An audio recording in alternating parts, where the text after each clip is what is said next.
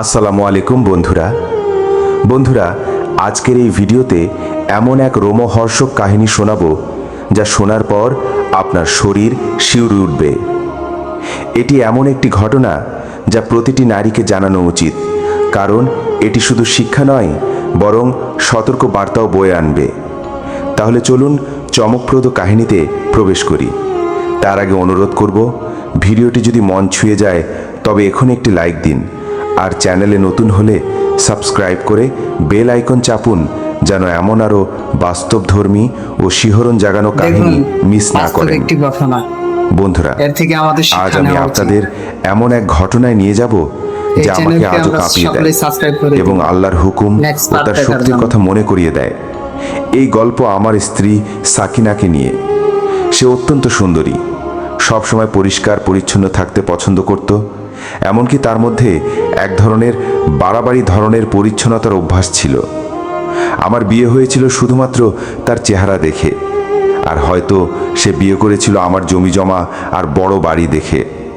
আমাদের অনেক জমি ছিল, বড় বাড়ি ছিল, পশু পাখিও ছিল অনেক। আমি একজন ইসলাম প্রেমী মানুষ ছিলাম। জীবনের সব কিছু শরীয়তের নিয়মে চালাতে চাইতাম। আমার দাড়ি ছিল, গোঁফ ছিল না, মুখে নূর ছিল, মাথায় টুপি পরতাম, হাতে সবসময় তসবিহ থাকতো। গ্রামের সবাই আমাকে সম্মান করত। কেউ কখনো বলেনি আমার চেহারা বা সাজ পোশাক বদলাতে।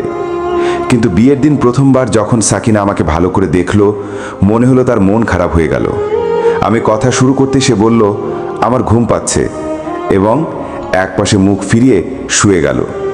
প্রকৃতপক্ষে ঘুমোচ্ছিল না, অভিনয় করছিল। আমি ভেবেছিলাম হয়তো ক্লান্ত বা কিছু মনে লেগেছে। সকাল হলো, তবুও তার মেজাজ খারাপ। কিছুদিন পর একদিন সে আমার পাশে বসে বলল, আমি আপনার ও আম্মির অনুমতি ছাড়া কোনো পোশাক পরি না। আপনি যদি বলেন ওড়না পাতলা, আমি তার পরি না। কিন্তু এখন আপনি আমার পছন্দ অপছন্দও বুঝবেন। আপনি আপনার এই হুলিয়া বদলান। আপনার বয়স 25 হলেও দেখায় 50 বছরের মতো। এই দাড়ি কেটে ফেলুন, টুপি পরা বাদ দিন, চুল ছোট করুন, ব্যায়াম করুন যাতে পেট কমে, পরিষ্কার পোশাক পরুন, আর ভালো হয় যদি প্যান্ট শার্ট পরেন। তার কথা শুনে আমি স্তব্ধ। আমি দাঁড়িয়ে রেখেছিলাম 17 বছর বয়সে, কসম খেয়ে 2 রাকাত নফল পড়ে আল্লাহর কাছে দোয়া করে। এটা আমার কাছে সুন্নতের আমল। আমি শান্ত ভালো বললাম, না, এটা আমি বদলাবো না। স্বামীর চেহারা নয়, চরিত্রটাই আসল। কিন্তু সে রেগে বলল, আপনার চেহারা আমাকে একদম ভালো লাগে না। মনে হয় আমার বাবার বয়সী কারোর সাথে বিয়ে হয়েছে। আমি ভেবেছিলাম সময়ের সাথে বুঝবে, কিন্তু সে হুমকি দিল, যতদিন আপনি হুলিয়া বদলাবেন না আমি সম্পর্ক রাখবো না। আমিও বললাম, তোমার জন্য আমি নিজেকে বদলাবো না, কারণ এতে আমার দিন ও বিশ্বাস ক্ষতিগ্রস্ত হবে। সে জেদ করলো, আমি জেদ করলাম। অবশেষে সে আমার থেকে আলাদা ঘুমোতে শুরু করলো। রমজান মাস এসে গেল। আমি বললাম, রমজানে সবাই গিলে শিখবে ভুলে যায়, আমরা দম্পতি। কিন্তু সে বলল, আমি তোমাকে ঈদ পর্যন্ত সময় দিচ্ছি, চাঁদ রাতে হুলিয়া বদলাবে। আমি অস্বীকার করলাম। সে চুপ হয়ে গেল। আমি ভাবলাম বুঝেছে। রমজানের একদিন সাহরির পর পরোটা খেয়ে ঘুমালাম।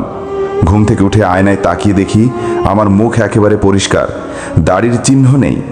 আমি বুঝলাম সাকিনা ঘুমন্ত অবস্থায় আমার মুখে এমন কিছু লাগিয়েছে যাতে দাড়ি উঠে গেছে। আমার বুক ভেঙে গেল, কিন্তু রমজান বলে কিছু বললাম না। শুধু আল্লাহর দিকে তাকিয়ে দোয়া করলাম, ইয়া আল্লাহ, তুমি নিজের বিচার করো। রমজানের শেষ দশক চলছিল। আমি ইতিকাফে বসে গিয়েছিলাম। আমিও ইতিকাফে। যারা আমাকে দেখছিল তারা অবাক হয়ে জিজ্ঞেস করতো, দাড়ি কোথায় গেল? আমি মিথ্যে বলতাম, নাপিত ভুল করে কেটে ফেলেছে, তাই পুরোটা তুলে দিতে হয়েছে। মনে মনে ভাবতাম, আল্লাহর কাছে বিচার দিয়ে দিয়েছি, আমার জবাবদিহি এখানেই শেষ। চাঁদ রাতের দিন ইতিকাফ শেষ করে বাড়ি ফিরলাম। আমি বললেন, সাকিনা নেই, সম্ভবত ঈদ তার বাবার বাড়ি করবে। আমার প্রথম ঈদ ছিল না, তবুও মনে কিছুটা খটকা লাগলো। আমি ভাবলাম থাক, ওখানেই করুক। কিন্তু শাশুড়ি ফোন দিয়ে জানালেন, আমরা সাকিনাকে সকালেই পাঠিয়েছি, সে তোমার কাছেই থাকা উচিত। আমি বললাম, হ্যাঁ আছে, চিন্তা করবেন না। যদিও বাস্তবে সে বাড়িতে নেই। ঠিক তখনই আমার মনে হলো হয়তো বাথরুমে আছে। কল করে মিথ্যে বললাম যে সে এখানে আছে, যাতে শাশুড়ি চিন্তিত না হয়। আসলে আমি ঠিক করেছিলাম ঈদের দিন তাকে ক্ষমা করব, কারণ সে আমার স্ত্রী। তার জেদের জন্য কষ্ট পেলেও সম্পর্ক ভাঙার পক্ষপাতী আমি নই। ঈদের সকাল, হঠাৎ আম্মির চিৎকারে ঘুম ভাঙল। দৌড়ে বেরিয়ে দেখি আমি আতঙ্কিত কণ্ঠে বলছেন, বাড়িতে বিশাল এক টিকটিকির মতো কিছু ঢুকেছে। আমি হেসে বললাম, এতটুকু টিকটিকি দেখে ভয়? আমি রেগে বললেন, এটা ছোট নয়, অনেক বড়, ভয়ঙ্কর। আমাদের গ্রামে বড় সরীসৃপ খুব কমই দেখা যায়, কুমির তো দূরের কথা। আমি বললেন, ওই দেয়ালের পাশে যেখানে আবর্জনা জমে আছে ওখানে গেছে। আমি যাচ্ছি বলতেই তিনি সাবধান করলেন, হাতে কিছু নাও, ডান্ডা নাও, এটা আক্রমণ করতে পারে। আমি অবহেলা করে সামনে এগোলাম, কিন্তু দেয়ালের কাছে গিয়ে যা দেখলাম তাতে আমার শরীর শিউরে উঠল। দেয়ালের আড়াল থেকে বিশাল সরীসৃপের মতো এক পা বেরিয়ে আছে, চামড়া যেন টিকটিকির, কিন্তু আকার অনেক বড়। আমি চমকে পিছিয়ে এলাম, যেন বিদ্যুৎ স্পৃষ্ট হয়েছি। ভয়ে আমি আমার ঘরে ঢুকে দরজা বন্ধ করে ফেললাম। ভাবলাম গ্রামবাসীকে ডেকে আনতে হবে, এই অজানা প্রাণী ধরা দরকার। কিন্তু ঠিক তখনই ফোন এলো শাশুড়ির। তিনি জানালেন, আমরা সাকিনাকে সকালেই পাঠিয়েছি, সে তোমার কাছেই থাকবে, ঝগড়া ভুলে যাও, তাকে ক্ষমা করো। আমি জবাব দিলাম, হ্যাঁ সব ঠিক আছে, যদিও আমার মনে ভয় জমে উঠছিল। সাকিনা কোথায়? এমন সময় আমার কানে ভেসে উঠল ঘরের ভিতর থেকে কান্নার শব্দ। দরজায় ধাক্কা দিয়ে ডাকলাম, কি হয়েছে, বের হও। ভিতর থেকে সাকিনার গলা, কাপা কাপা স্বর, আমি বাইরে আসবো না, আমার সাথে খুব ভয়ঙ্কর কিছু হয়েছে, তুমি আমাকে দেখে ঘৃণা করবে। আমার বুক ধড়ফড় করতে লাগলো। বললাম, তুমি আমার স্ত্রী, যাই হোক আমি তোমাকে দেখব। দরজা ধীরে ধীরে খুলে গেল, আর যা দেখলাম তাতে আমার পা কাঁপতে শুরু করলো, শ্বাস বন্ধ হয়ে আসলো। সাকিনা মেঝেতে বসে পড়েছে, চোখে জল, আর তার শরীর যেন মানুষের নয়। ত্বক টিকটিকির খসখসে চামড়ার মতো, গোলাকার দাগ আর ক্ষতচিহ্নে ভরা, দেখতে ভয়ঙ্কর ও অস্বাভাবিক। সে কাঁদতে কাঁদতে বলল, তুমি সেদিন বলেছিলে আল্লাহই শাস্তি দেবেন, দেখো আল্লাহ আমাকে কেমন শাস্তি দিলেন। রমজানের মাসে আমি তোমার মুখ থেকে সুন্নত মুছে দিয়েছি, আল্লাহকে কটূক্তি করেছি, তোমাকে অপমান করেছি, বিন্দুমাত্র অনুতাপও করিনি, আর আজ আমি এই অবস্থায়।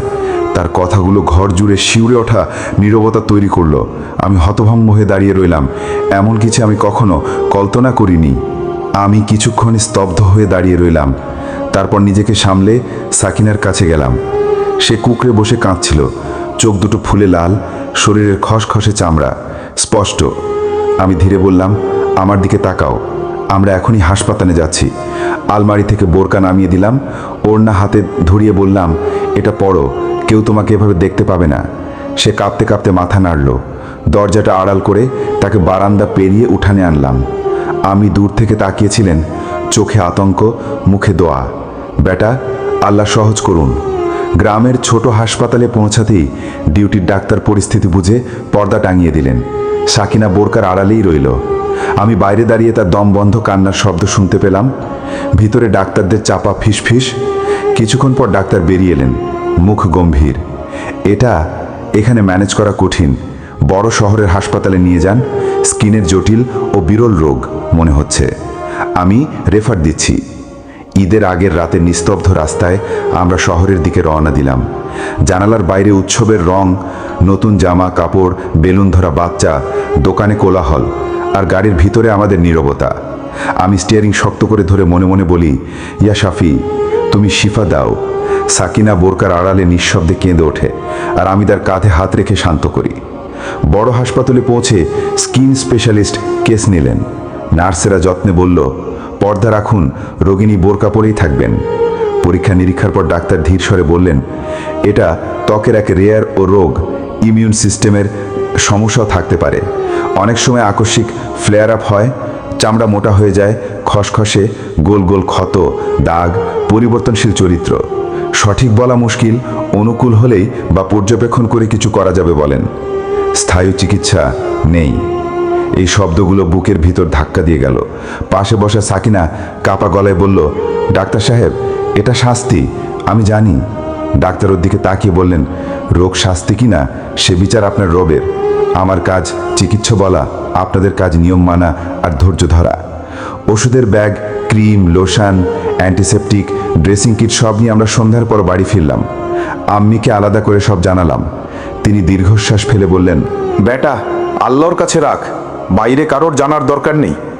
আমরা ঠিক করলাম ঘরের ভেতরের এই কষ্ট ঘরের ভেতরেই রবে, কারো কানে সামান্য শব্দও পৌঁছবে না।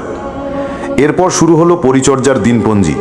ভোরে নামাজের পর আমি গরম পানি গরম করি, জীবাণুমুক্ত করে সাকিনার ক্ষত ধুই, ডাক্তারের বলে দেওয়া ক্রিম পাতলা করে লাগাই, শুকোতে দিই, তারপর আলতো ব্যান্ডেজ। প্রতিটি ছোঁয়ায় তার শরীর সামান্য কেঁপে ওঠে। অনেক সময় দাঁত চেপে ব্যথা চেপে রাখে, কখনো কখনো যন্ত্রণায় ভেঙে পড়ে পা জড়িয়ে ধরে ফিসফিসায়, আমাকে ক্ষমা করো, আমি খুব অন্যায় করেছি। আমি তাকে টেনে উঠিয়ে বসাই, তুমি আমার স্ত্রী, যারা তওবা করে আল্লাহ তাদের ভালোবাসেন। দিনে দিনে আমি শিখে ফেললাম কোন ক্ষতে কতটা ক্রিম, কোন ব্যথায় কতক্ষণ ঠান্ডা সেঁক, কোন দাগে ব্যান্ডেজ পাতলা করতে হয়। খাবারে ঝাল তেল কমালাম, বিছানার চাদর নরম সুতির, রোদে শুকনো যেন ঘর্ষণ না হয়। ঘর নিয়মিত ঝাড় দিই, ধুলো না জমতে দিই, সংক্রমণ হলে অবস্থা খারাপ হতে পারে। বাথরুমে অ্যান্টি স্কিড মাদুর যেন পিছলে না পড়ে। ছোট্ট এসব খেয়ালই আমাদের বাঁচার রুটিন হয়ে উঠল। কিন্তু রোগটা টলে টলে চলে। কখনো টানা 3 দিন শান্ত, চামড়া নরম, ক্ষত শুকোয়। চতুর্থ দিনেই আচমকা ফ্লেয়ার আপ, চামড়া টান টান, লালচে, জ্বালা পড়া। সেই দিনগুলোতে আমি দিন গুণে ওষুধ দিই, রাতে বারবার উঠে দেখি ব্যান্ডেজ সরে গেছে কিনা। বাইরে গ্রামের কেউ জিজ্ঞেস করলে আমি হাসি মুখে বলি শরীরটা খারাপ, বিশ্রাম নিচ্ছে। আম্মি পাশে থাকেন, রান্নাবান্না সামলে আমার কাঁধে হাত রেখে বলেন, বেটা সাবার কর, সাবার। রাতে বাড়ি নিঝুম হলে আমি তসবি হাতে বসি, কোরআন খুলে দোয়া পড়ি, ইয়া গাফফার ওকে মাফ করো, ইয়া শাফি ওকে শিফা দাও। সিজদায় কপাল ভিজি যায় চোখের জলে। ভোরের আগে জানলা দিয়ে শীতল হাওয়া ঢোকে, মনে হয় আল্লাহর রহমতের কোনো অদৃশ্য ছায়ায় ঘরে নেমেছে। সাকিনা বালিশে মুখ গুজে নরম স্বরে তিলাওয়াত শোনায়, মাঝে মাঝে 2 হাত তিলে ফিসফিসিয়ে বলে, হে আল্লাহ, আমি অজ্ঞতায় ভুল করেছি, তুমি গফুর রহিম, আমাকে ছেড়ে দিও না। এই সময় একদিন আম্মি নিঃশব্দে বললেন, চাইলে ছেড়ে দিতেও পারিস, বোঝা তো কমবে। আমি মাথা নাড়লাম, আম্মি, নিকাহের আমানত ভাঙতে পারবো না, আমি তাকে ছাড়বো না। আম্মি আমার কাঁধ চেপে ধরলেন, চোখ ভেজা, কণ্ঠে দোয়া, আল্লাহ তোর হিম্মত বাড়াক। কয়েক সপ্তাহ পর ফলো আপে শহরে গেলাম। ডাক্তার রিপোর্ট দেখে বললেন, অবস্থা স্টেবল ফ্ল্যাকচুয়েটিং, রুটিন ঠিক আছে, মানসিক চাপ কমান, সংক্রমণ যেন না হয়, সূর্যরোদে বেশি সময় নয়, ঘামে ভেজা জামা তৎক্ষণাৎ বদলাবেন। ফেরার পথে গাড়িতে আমরা নীরবে বসেছিলাম। হঠাৎ সাকিনা বলল, আমি আয়নায় নিজেকে দেখতে ভয় পাই, আমি কি আর আগের মতো হব? আমি স্টিয়ারিং থেকে এক হাত সরিয়ে তার হাতটা ধরলাম। মানুষের সৌন্দর্য চেহারায় নয়, আমলে, আল্লাহ চাইলে সব হয়। 6 মাস কেটে গেল। ততদিনে আমরা দুজনেই নীরব ভাষা শিখে ফেলেছি। কখন ব্যথা বাড়ে, কখন শেক দিতে হবে, কখন কোরআনের তিলাওয়াত চালু করলে ওর মন হালকা হয়। মাঝে মাঝে রাতে সে বোরকার ভেতর থেকে আয়নায় এক নজর দেখে নেয়, তারপর বিছানায় মুখ গুজে কান্না। আমি মাথায় বুলিয়ে বলি, এ দুনিয়া পরীক্ষাখানা, তুমি তো তওবা করেছো, গফুর রহিমের দরজা খোলা। সব কিছুর মাঝেও গোপনীয়তা করা। প্রতিবেশী জিজ্ঞেস করলে আম্মি এড়িয়ে যান, শরীরটা ভালো নয়। আত্মীয় স্বজনের ফোন এলে বলি, ঈদের পরেও একটু দুর্বলতা। কেউ কিছু টের পেতে পারে না, আমরা চাইও না। আমাদের ঘরের দেয়ালের ভেতরেই আমাদের দুঃখ, আমাদের তওবা, আমাদের দোয়া। এক রাতে সাকিনা চুপচাপ এসে আমার সামনে হাঁটু গেড়ে বসলো, চোখ মুছে বলল, আমি তোমাকে অপমান করেছি, তোমার সুন্নত নিয়ে বিদ্রূপ করেছি, আল্লাহকে কটূক্তি করেছি। আজ আমি বুঝি যে চোখ সৌন্দর্য খোঁজে, সে মনকে অন্ধ করে দেয়। তুমি আমাকে মাফ করবে? আমি তাকে টেনে বুকে জড়ালেন। মানুষ ভুল করে, যারা ভুল বুঝে ফিরে আসে আল্লাহ তাদের ভালোবাসেন। আমি তোমার স্ত্রী, তোমার হাত ছাড়বো না। সেই রাতটায় ঘরে একটানা তিলাওয়াত চলল। আকাশের তারা যেন একটু বেশি ঝলমল করলো। বাইরে হালকা বাতাস, ভেতরে ওষুধের গন্ধ আর দোয়ার সুর। রোগের ওঠানামা থামেনি, কিন্তু আমাদের ভেঙে দেওয়ার শক্তি হারিয়েছে। আমরা শিখে গেছি ধৈর্য কেমন করে মাংসপেশির মতো গড়ে ওঠে, আর দোয়া কেমন করে রক্তের মতো শরীর জুড়ে ছড়িয়ে পড়ে। 6 মাসের এই দীর্ঘ পথ শেষে যেন আমরা নতুন এক জীবনে ঢুকে পড়লাম, যেখানে প্রতিদিনই পরীক্ষা, আর প্রতি রাতেই তওবা আর দোয়া। সাকিনা এখন নিয়ম মেনে ওষুধ লাগায়, খাবারে সাবধানে চলে, নিয়মিত পর্দা করে। ঘুম থেকে উঠেই সে আস্তে করে বলে, আউযু বিসমিল্লাহ, তারপর আয়নার দিকে তাকানোর আগে দোয়া পড়ে। কখনো কখনো এখনো ফ্লেয়ার আপ হয়, চামড়া টান টান, খসখসে দাগ জ্বলে ওঠে। তবে ব্যথার মাঝেও তার জেদি অহংকারটা আর নেই, জায়গা নিয়েছে নম্রতা আর কান্না ভেজা তওবা। আমি আমার রুটিন ঠিক যেমন ছিল তেমনই রাখি। ফজরের পর গরম পানি, জীবাণুমুক্ত গজ, ডাক্তারের বলা ক্রিম, তারপর আলতো ব্যান্ডেজ। সাকিনা ব্যথা চেপে বসে থাকে, শেষে নরম স্বরে কোরআনের আয়াত তিলাওয়াত করে। বাড়িটা নীরব নিমিড়, তবু এই নীরবতায় আজ একটা মায়া আছে। আম্মি দরজার বাইরে থেকে ধীরে ধীরে বলে ওঠেন, হিয়া শাফি, শিফা দাও। একদিন রাতে বৃষ্টি হচ্ছিল, জানলার কাঁচে টুপটাপ শব্দ। আমি তসবিহ গুনছি, সিজদায় কপাল রেখেছি। সাকিনা পাশে বসে কাপা গলায় বলল, আমি যখন তোমাকে বদলাতে বলছিলাম ভেবেছিলাম চেহারায় সব। আজ বুঝি মানুষের আসল সৌন্দর্য তার আমল, তার মেহেরবানি। তোমার দাড়ি ছিল সুন্নত, আমি সেটাকেই অপমান করেছি। আল্লাহ আমাকে এই হালত দেখিয়ে শিখিয়েছেন আদেশের সাথে খেললে তার ফল কত ভয়াবহ হতে পারে। আমি মাথা উঠে তার দিকে তাকালাম, শান্ত কিন্তু অনুতাপে ভরা। বললাম, যে অনুতপ্ত হয় তার জন্য আল্লাহর দরজা খোলা থাকে। তুমি সেই দরজায় দাঁড়িয়ে আছো, হতাশও করো না। পরের সপ্তাহে শহরের হাসপাতালে ফলো আপ। ডাক্তার রিপোর্ট দেখে বললেন, কন্ডিশন স্টেবল উইথ ফ্লেয়ার আপস। রুটিন ঠিক রাখুন, ইনফেকশন যেন না হয়। মানসিক চাপ কমান, বেশি চিন্তা করলে রোগ বাড়ে। সাকিনা ধীরে বলল, ডাক্তার সাহেব, আমি কোনোদিন ভালো হব? ডাক্তার একটু থেমে বললেন, আমার জবাব চিকিৎসার ভাষায়। এই রোগে ওঠানামা চলবে, কিন্তু আপনার ঈমান, আপনার ধৈর্য, ওগুলোই আপনাকে ভালো রাখবে। আল্লাহ শিফা দেন, আমরা কেবল ওঝে কারণ, অর্থাৎ ওসিলা। ফেরার পথে গাড়িতে সাকিনা নিঃশব্দে জানলার বাইরে তাকিয়েছিল। আমাকে বলল, আমি চেষ্টা করব হৃদয়কে ঠিক করতে। মুখটা যেমনই হোক, মনটা সুন্দর রাখবো। আমি বললাম, এটাই তো আসল চিকিৎসা। বাড়ি ফিরে আমরা আরও গোছালো হয়ে গেলাম। বিছানার চাদর কেবল নরম সুতির, রোদে শুকনো, যেন বাথরুমে অ্যান্টিস্কিড মাদুর। ওড়না বোরকা পরিষ্কার পরিচ্ছন্ন, যেন কোনো রকম ঘর্ষণে ক্ষত না বাড়ে। খাবারে ঝাল তেল কম, পানিতে লেবুর হালকা ছোঁয়া, দুধ বা দইয়ের উপর ডাক্তারের পরামর্শ মতো নজর। আমি হাঁটাহাঁটি বাড়ালাম। সন্ধ্যা নামলে দুজনে বারান্দায় বসে দূরের আজানের সুর শুনি। সে আস্তে করে বলে, আল্লাহ তুমি আমাকে মাফ করো। আমি সঙ্গে সঙ্গে যোগ করি, আর আমাকে কৃতজ্ঞ রাখো। কিছুদিন পর আম্মি এক বিকেলে নিঃশব্দে বললেন, বেটা, জীবনটা যেমন তেমন চলবে, তুই চাইলে নতুন শুরু করতেও পারিস, সমাজ তো কথা বলবেই। আমি মৃদু হেসে মাথা নাড়লাম। আম্মি, আমার নিকাহের আমানত ভাঙার মানুষ আমি না। যে হাত ধরে সে হাত ছাড়ি না, বিশেষ করে যখন সে হাত তওবার দরজায় কাঁপছে। আম্মির চোখ ভিজে উঠল। আল্লাহ তোকে কায়েম রাখুক। রোগের ওঠানামা আজও আছে, কখনো 3 দিন শান্ত, চতুর্থ দিনেই জ্বালা পড়া। তবে আমরা আর ভেঙে পড়ি না। কুরআন তিলাওয়াত, দোয়া, নিয়ম মাফিক চিকিৎসা, এই ত্রিভুজের ওপরই আমাদের দিনভর দাঁড়িয়ে থাকে। সাকিনা এখন ছোট্ট ছোট্ট কাজে আনন্দ খোঁজে। রান্নাঘরে বসে আম্মিকে সহায়তা করে, আয়নার সামনে দাঁড়ালে আগে দোয়া পড়ে, নিজের ভুলের কথা মনে হলে সেজদায় কেঁদে ফেলে। রাতে শুয়ে বলল, আমি শিখেছি আল্লাহর বানানো নীতিকে উপহাস করা মানে নিজের জন্য আগুন ডেকে আনা। আমি বললাম, আর আমি শিখেছি ক্ষমা কেমন করে হৃদয়কে প্রশস্ত করে। দিনের শেষে আমি বুঝতে পারি, মানুষের হাতে বলার মতো খুব বেশি কিছু থাকে না। সম্পত্তি, সম্মান, চেহারা সবই মুহূর্তে ঝরে পড়তে পারে। যা থাকে তা হলো চরিত্র, ধৈর্য, দোয়া আর আল্লাহর রহমতের আশ্রয়।